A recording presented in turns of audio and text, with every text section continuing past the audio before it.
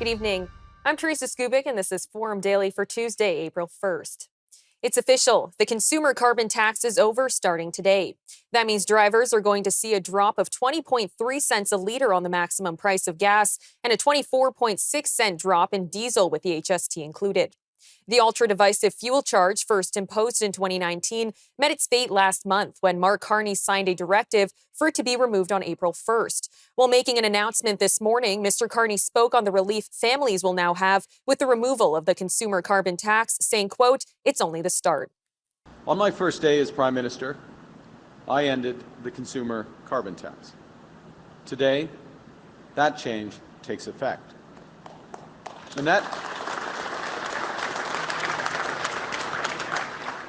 as you may have noticed, those of you driving into work, many I'm sure taking the bus, but some of them driving into work, that you may notice that you'll soon be paying up to 18 cents less per liter than you did yesterday to fill up your tank.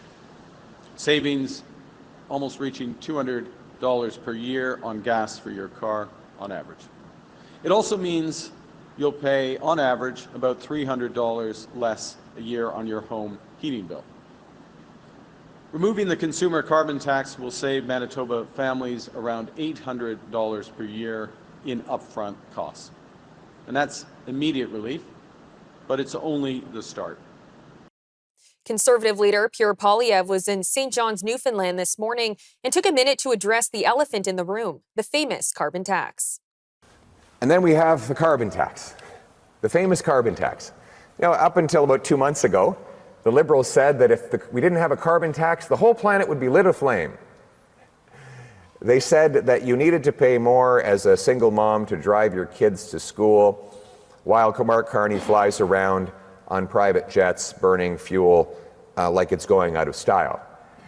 And now, after having this tax in place for 7 years and keeping the carbon tax law on the books as we speak, what they now say is that they're going to hide the tax from the pump for 28 days leading up to the election, in the hopes that people will forgive and forget, re-elect them, after which they will use the carbon tax law to reinstate the full tax at a higher rate with no rebate whatsoever. Canadians are not stupid. They won't be fooled.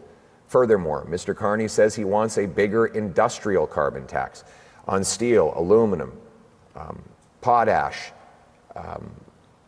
natural gas, cement, concrete, and other heavy industries, all of which are necessary. This roof would fall in without those basic materials. If you tax the industrial backbone of the country, you tax every single person who lives in a modern economy. That tax increase will drive jobs away. This is another area where Trump and Carney agree. They both want to tax Canadian industry. Carney with a carbon tax, Trump with a tariff. During a campaign announcement, Mark Carney listed Liberal policies aimed at improving affordability, but he didn't announce anything new. Instead, he doubled down on his commitments to $10 a day childcare in the Natural Dental Care program. He also re-upped promises to remove the GST on new homes under $1 million, spur the development of affordable housing, and cut the tax rate for the lowest tax bracket. We have to do big things in this country. We have to move forward because we are masters in our own home. Nous sommes maîtres chez nous. We can control our economic destiny. But to do so, we will need to do things previously thought impossible at speeds we haven't seen in generations. But the bottom line is, we, in Winnipeg, in Manitoba, across Canada, we can give ourselves more than any foreign government, including the United States, can ever take away from us. And that includes, at its core, a better, more affordable life for every Canadian. For generations, Canadians have built this great country on the idea that if you work hard, like the people here at New Flyer, if you work hard, you should be able to afford a good life. A good job that covers the bills, have a good home in a welcoming and safe community. And it's the duty of my government and governments at all levels to make that promise a reality. British Columbia's government fast-tracked the end of its consumer carbon tax ahead of the lifting of the federal equivalent today, with Premier David Eby saying that consumers should expect immediate price relief at gas pumps. The carbon tax played an important role here in British Columbia for many years, assisting us in reducing our emissions while our economy continued to grow. It was supported by parties from many different backgrounds in the province. However, the tax has become divisive. And at a time like this, when British Columbians and Canadians need to be pulling together, when there are huge pressures that are coming from the threats out of the Trump White House to employment, to economic growth, and to affordability for British Columbians and Canadians, it was important for us to recognize that we needed to act quickly to ensure that British Columbians were not having to pay the consumer carbon tax. Mr. Eby's government successfully sought accelerated consideration to pass the legislation in one day after 2 weeks in sitting of the legislation. The premier said at a news conference on Monday that consumers should expect a gas price drop of 17 cents per litre when the consumer tax is lifted.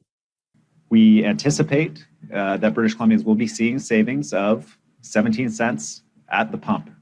Now, like many British Columbians, I've been watching the price of gas go up in the 10 days since we made this announcement. We have transparency legislation in place with the Utilities Commission to ensure that they have the authority to shine a light on any gouging that takes place of British Columbians.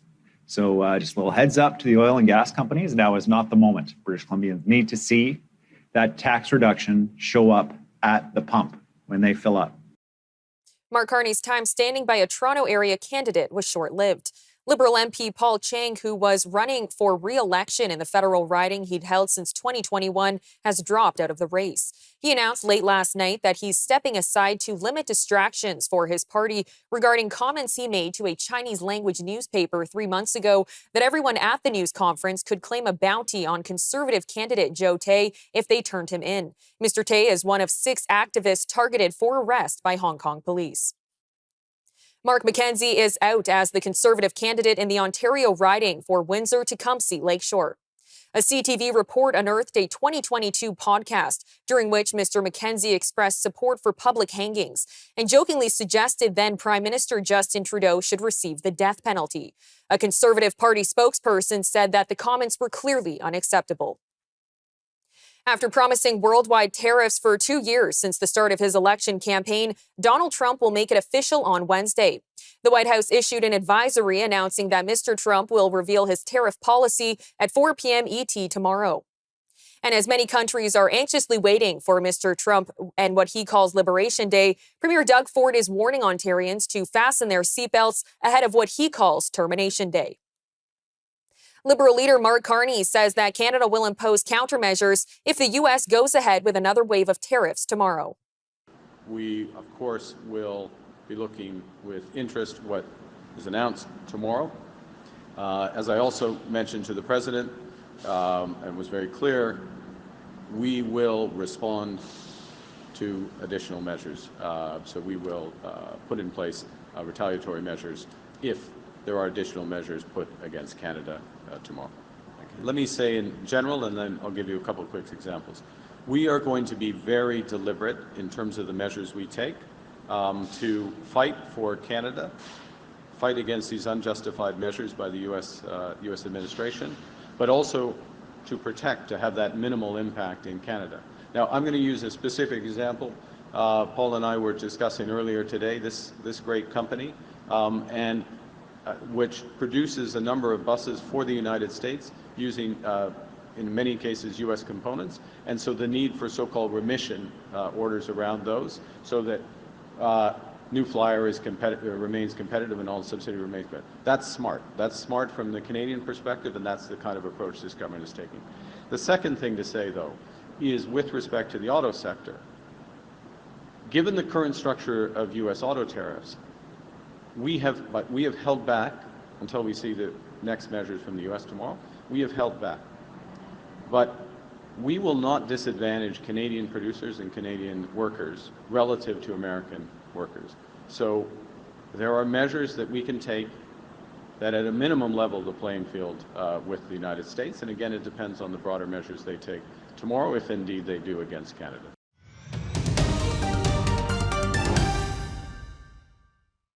There appears to be a growing debate in conservative circles over how Pierre Poilievre and the Conservatives should campaign, specifically how much time they should spend on U.S. President Donald Trump.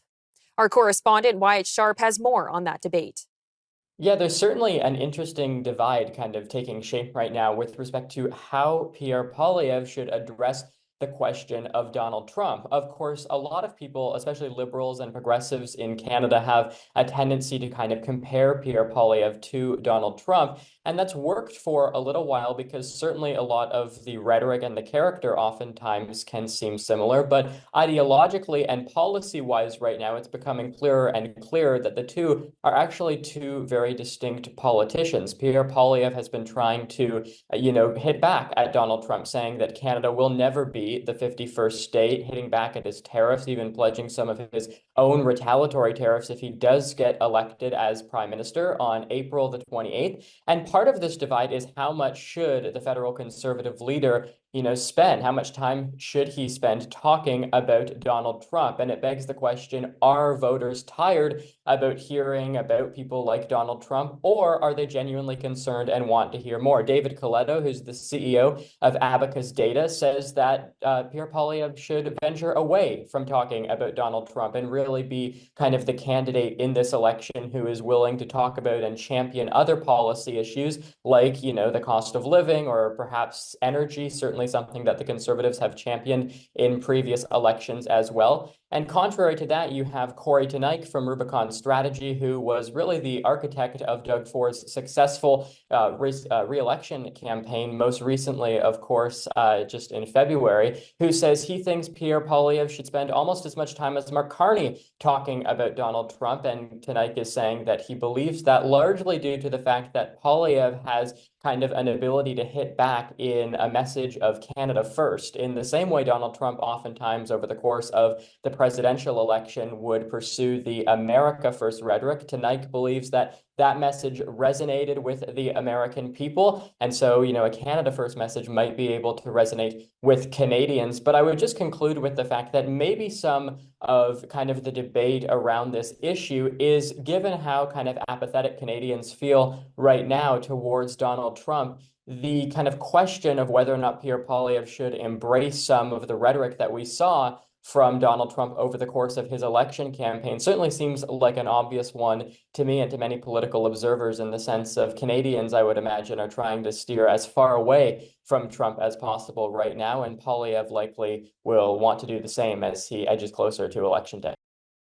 During a policy address today, Conservative leader Pierre Poilievre stated that after the lost Liberal decade, Canada has had the poorest growth in all of the G7. Mr. Poilievre continued by saying that Mark Carney's policies make the country more weak and reliant on the Americans than ever before. This country should be the richest in the world, but after the lost Liberal decade, we've had the poorest growth in all of the G7. The American economy has grown 14 times faster per capita than the Canadian economy has in the same decade. And that, I think, explains why Donald Trump keeps endorsing Mark Carney. He keeps giving Carney support. He said he wants to keep Carney in power after the election. And it's pretty easy to understand why. Carney's policies, which he implemented as Trudeau's economic advisor, have made our economy more weak and reliant on the Americans than ever before. Following his announcement, Mr. Poilievre then took a question from a reporter about if he would like Donald Trump to stop tariffing Canada. Donald Trump to stop tariffing Canada? Yes, absolutely. I'd love nothing more than to see that, the end to this tariff chaos, which is hurting businesses and workers on both sides of the border. He says he has his grievances with us. Well, we have our grievances with them. So why don't we sort them out without attacking each other's economies? As long as he does tariff us, we have to counter tariff in order to deter economic aggression and keep our industries alive. But it's clear that Mr. Trump continues to want to have Mark Carney as Prime Minister. Why is that? Why does he keep saying he wants Carney as Prime Minister of Canada? Well, because Carney will continue the Liberal policy of economic weakness, of blocking resources, taxing away our jobs, pushing $500 billion of investment out of our country to the U.S. That will only weaken Canada and strengthen Trump's hand. What he doesn't want is a strong leader who will put Canada first for a change by axing taxes, green-lighting resource projects, building homes, training up 350,000 tradespeople to bring home our jobs and confront Trump from a position of economic strength. White House Press Secretary Caroline Leavitt says there will be no exemptions to U.S. President Donald Trump's latest attempts to upend global trade. Is there anything these countries can do at this point to stave off these tariffs? And has the president decided on the scale and scope of these tariffs? Well, I think, first of all, unfortunately, these countries have been ripping off our country for far too long. And they've made, I think, their disdain for the American worker quite clear. If you look at the unfair trade practices that we have, 50% from the European Union on American dairy. You have a 700% tariff from Japan on American rice. You have a 100% tariff from India on American agricultural products. You have nearly a 300% tariff from Canada on American butter and American cheese. This makes it virtually impossible for American products to be imported into these markets, and it has put a lot of Americans out of business and out of work over the past several decades. So it's time for reciprocity, and it's time for a president to take historic change to do what's right for the American people, and that's going to take place on Wednesday. And what about Steve? Any exemptions for farmers being considered for these tariffs? No exemptions at this time. Global markets have been rattled by confusion over how Mr. Trump will pursue his global trade agenda, and it remains unclear just what duties will fall on Canada. But the press secretary claimed that President Trump is acting for Main Street, not Wall Street. stock market sell-off cause the White House to rethink any of these plans? The president has always said that the stock market is a snapshot of a moment in time, and he's doing what's best for Main Street, and Wall Street will work out just fine in this administration, just like they did in their first term. Canadian and American unions are banding together to call on American senators to vote for legislation that would overturn U.S. President Donald Trump's tariffs on Canadian goods. The U.S. Senate will vote this week on a joint resolution that would terminate the national emergency that Mr. Trump declared to justify his 25% tariffs on most imports from Canada. The Canadian Labour Congress and the American Federation of Labour and Congress of Industrial Organizations have written 3 separate letters calling for the tariff measures to be terminated. Mayors from across the U.S., Canada, and Mexico held a joint news conference following a meeting in Washington, D.C.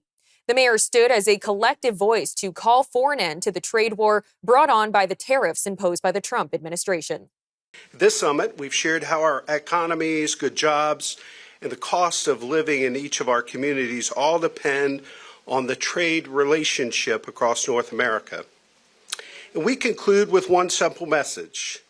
Let us end this trade war and restore the stable and mutually beneficial trade relationship that has provided all of us so much shared prosperity. The United States has no better trading partners than our closest allies, Canada and Mexico. And the U.S.-Mexico-Canada trade agreement put in place under President Trump in 2020 has set fair rules for trade across our continent. As we see it, there's no reason to backslide on this agreement. We all come from different places. Each of us wants what is best for our own country and our own city. What we know, however, is that when it comes to trade, what is good for Columbus is not bad for Toronto. And what is good for Ottawa is not bad for Ensenada. Trade benefits us all, and tariffs hurt us all. The mayor stressed how the tariffs were weakening communities who were already struggling with the high cost of living. The meeting came just days before the Trump administration plans to announce a new wave of tariffs or Liberation Day. The story is the same for all of us, and I'm so grateful to the mayors of Canada and Mexico who traveled so far so that we may speak with one voice. We stand together in recognizing the value of trade and the importance of strong economic ties between our 3 nations. That's why today, mayors from our 3 nations are releasing a joint statement in support of free and fair trade between Canada, Mexico, and the United States of America. We are warning of the serious and lasting damage from tariffs and calling for an end to the trade conflict. All of us are mayors. We are closest to the people we represent. We understand that politics and partisanship go on in this city of Washington. But we just care about what's best for our residents, our workers, our companies, the consumers in our cities. And we're going to make our voice heard. And we hope that by speaking together, we can have a positive impact.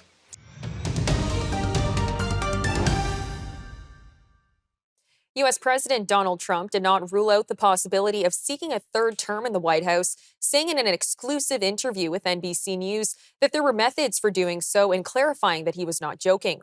However, running a third term is prohibited by the Constitution under the 22nd Amendment. You said you were not joking about a third term, about possibly wanting a third term. Does that mean you're not planning to leave office on January 20th? I'm not looking at that, but I'll tell you, I have had more people ask me to have a third term, which is, in a way, it's fourth term, because the other election, the 2020 election was totally rigged. So it's sort of a fourth term in a certain way. I just don't want the credit for the second, because Biden was so bad, he did such a bad job. And I think that's one of the reasons that I'm popular, if you want to know the truth. I think I'm popular because we've done a great job. I think we've had the best almost 100 days of any president. And most people are saying that. And it's an honor. We're bringing back our country. We're respected as a country again. And we're strongly respected. And people are amazed. I was with some very important people today, and they said that they've never seen a turnaround of the country as fast as this.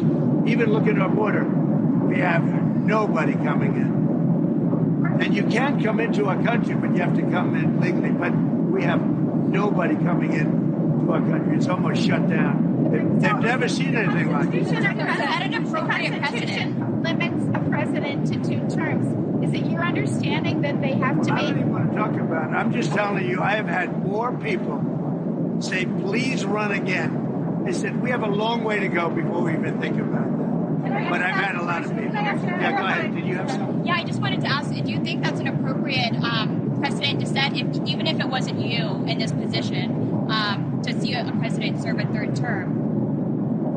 I don't want to talk about a third term now because no matter how you look at it, we got a long time to go. We have a long time. You know, we have almost 4 years to go.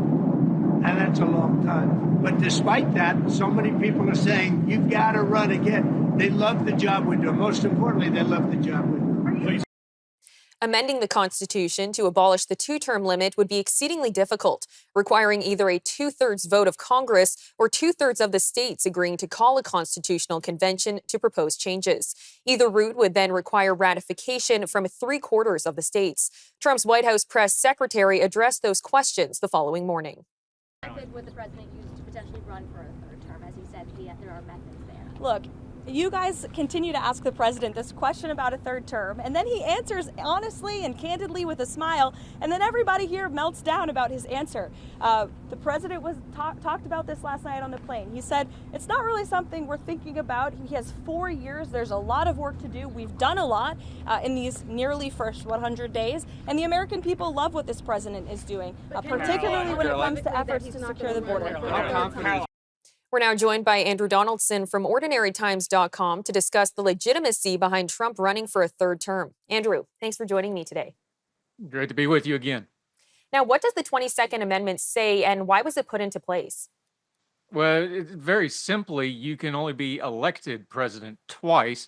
And some lawyery wordy word that we're going to get into. People will say, well, that's elected, not served. But it's pretty clear cut. This was put in after FDR, of course, did multiple terms, breaking a tradition going back to George Washington, who said we should only have 2 terms.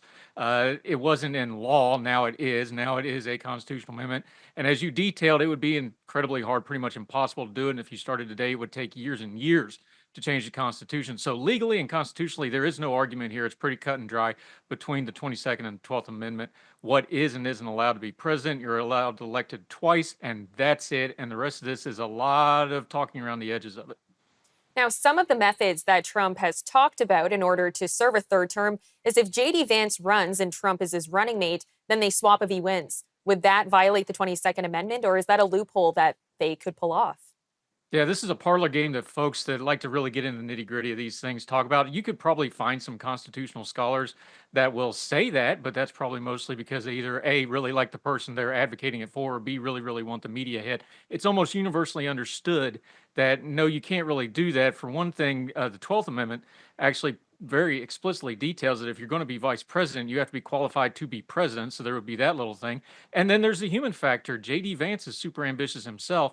The idea that he's going to step aside for what would then be an 82-year-old Donald Trump after a 4-year presidency that right now is trending downwards in popularity, that's an awful big jump that he would, want to step aside and then put himself in his own constitutional question of how long he can serve because of those same 22nd and 12th Amendments. So to say it's far-fetched it is far-fetched, but it makes for a fun parlor game. When the president says it, whether it's a wink and a smile or not, it becomes news.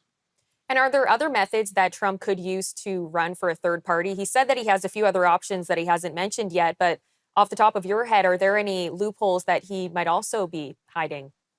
Legally, no, but we've already seen him try to circumvent this before. He still to this day says the 2000 election was stolen from him, that he really won that election. We all know what happened on January 6th. People forget that even though, however you want to describe that as a riot or whatever, that was deliberately timed to happen during the certification of the electoral college. So, yes, we have seen him try to circumvent this himself and by his proxies and by his people before. Would he try it again? I don't know. This will be very different. Again, this is a lot of projection to try to put out the fact that he's a lame duck president in the last term of his office. So this is a little bit of projection. It's also a little bit of wink and nudge, and it gets the media talking about just this and not the other problems he has. But legally, no, there's no argument here whatsoever. But that doesn't mean he won't try it because he is not a big fan of laws that restrict him from doing the things he wants to do. And before this was an amendment, it was like an unspoken rule. Has any other president ever tried to run for a third term or mentioned the loopholes around what the amendment says? Well, FDR did it, and he had congressional backing to do it where nobody's going to stop him anyway. And it was World War II, and he had popularity that modern presidents can only dream of. And of course, World War II is an exceptional set of circumstances, but it wasn't illegal. It was just breaking precedent. Now it would be against the Constitution. That's a whole different thing. That would play very differently. And also, something else to consider here is Donald Trump lost an election between these two things, and he won that election basically in no small part because of the age of Joe Biden and the cognitive decline that became very apparent about Joe Biden.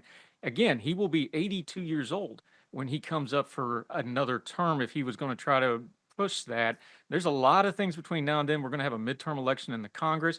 A lot of things can trend good or bad and indifferent for him. So a lot of this is a lot of happy speak, assuming he's going to be super popular in a couple of years, which would go against the historical trends of lame duck presidents.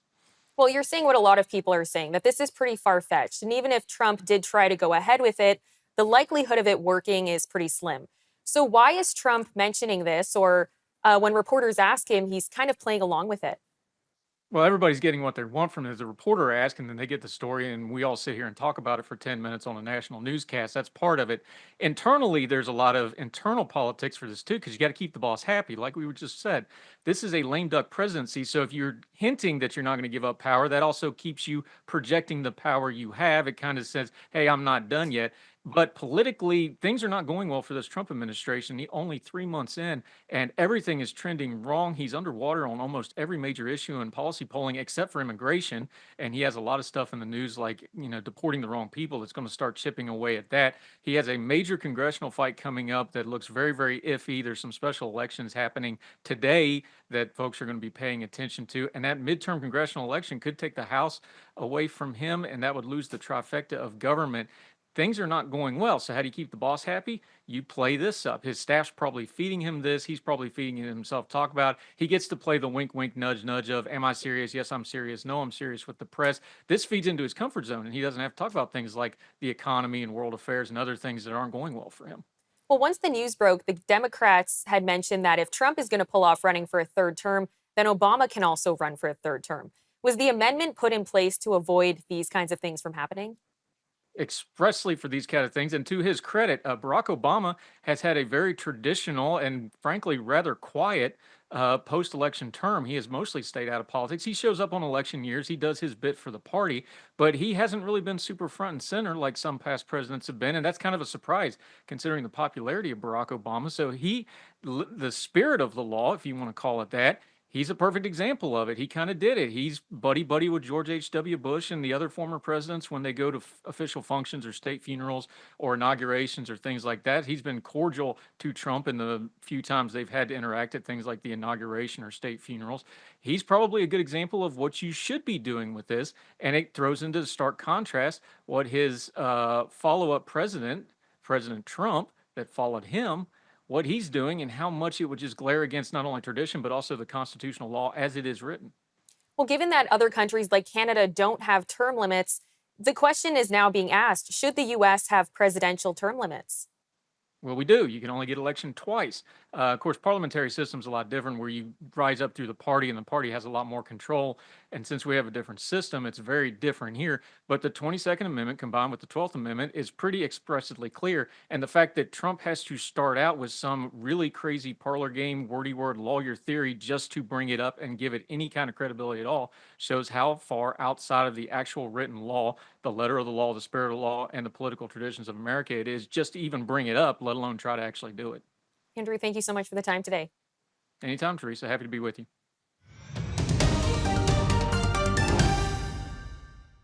Israel's military says that it has issued sweeping evacuation orders for Rafah and nearby areas, an indication that it will soon launch another major ground operation in the Gaza Strip's southernmost city. Israel ended its ceasefire with the Hamas militant group and renewed its air and ground war earlier this month after both sides failed to negotiate the second phase of the pause. Israel cut off Gaza from all supplies of food, fuel, and medicine, hoping to force Hamas to accept changes in the truce agreement.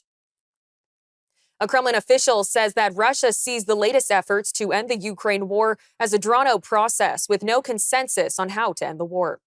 In an update on Monday, the spokesperson insisted there was nothing concrete as Russia has effectively rejected a U.S. proposal for a full and immediate 30-day halt in the fighting. The feasibility of a partial ceasefire on the Black Sea is also in doubt after Kremlin negotiators imposed far-reaching conditions. Mr. Trump promised during last year's U.S. election campaign that he would bring the conflict to a swift conclusion. U.S. authorities say they have arrested a 67-year-old man from Surrey, B.C., who is accused of smuggling banned goods to Pakistan's military and its nuclear weapons program over more than 15 years. The U.S. Department of Justice says that Mohammed Aziz was arrested trying to cross into the United States from British Columbia on March 21st. They allege that he smuggled millions of dollars worth of export-controlled items from the United States to Pakistan, including industrial workstations, a thermal conductivity unit, and centrifugal pumps. The death toll in Friday's massive earthquake in Myanmar has passed 2,000. State media reported that 200 Buddhist monks were fatally crushed by a collapsing monastery and 700 Muslims were killed while praying at mosques for Ramadan.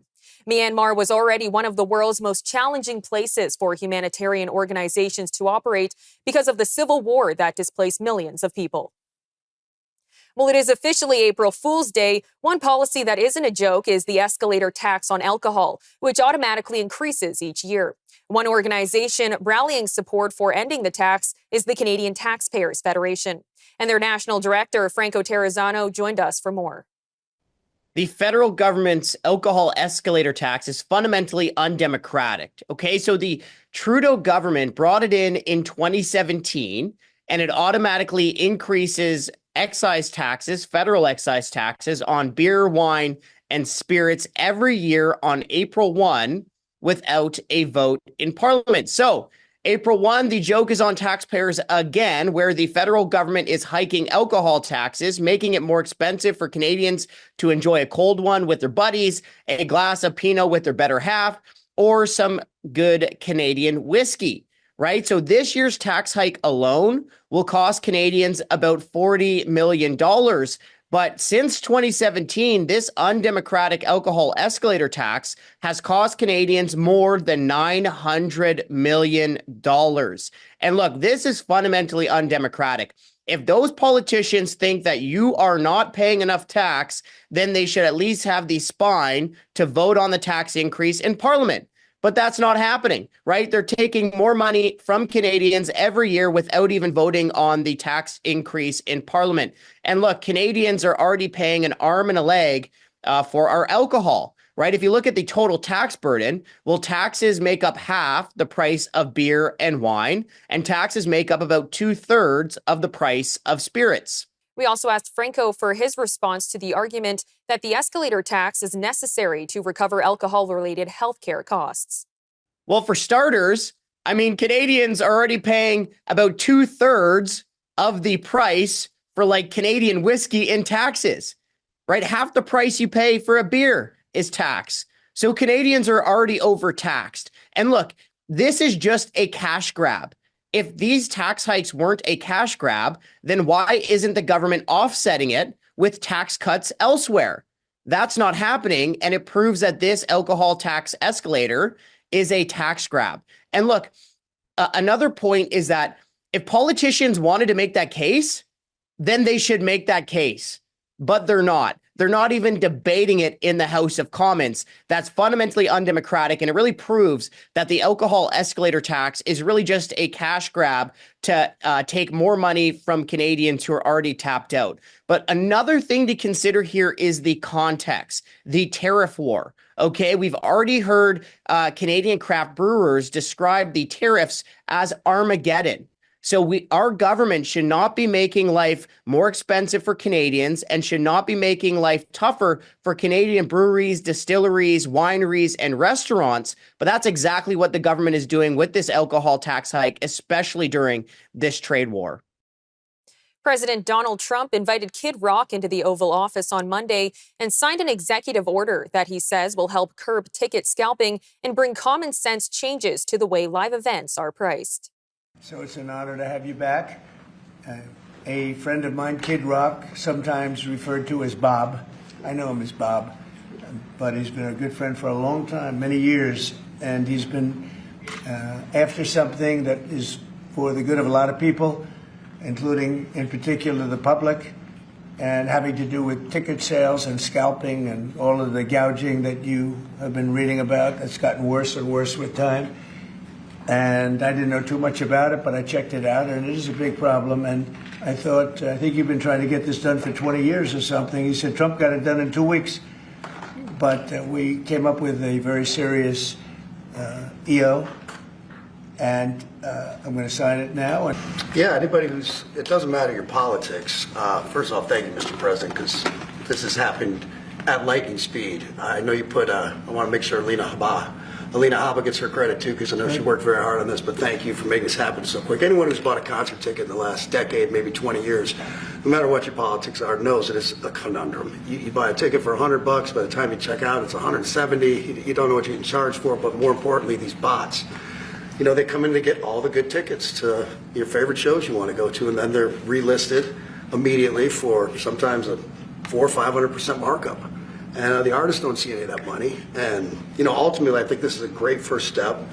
I would love down the road if there would be some legislation that we could actually put a cap on the resale of tickets. And I'm a capitalist and a deregulation guy, but they've tried this in some places in Europe, and it seems to be the only thing that's us as artists be able to get the tickets into the hands of the fans at the prices we set.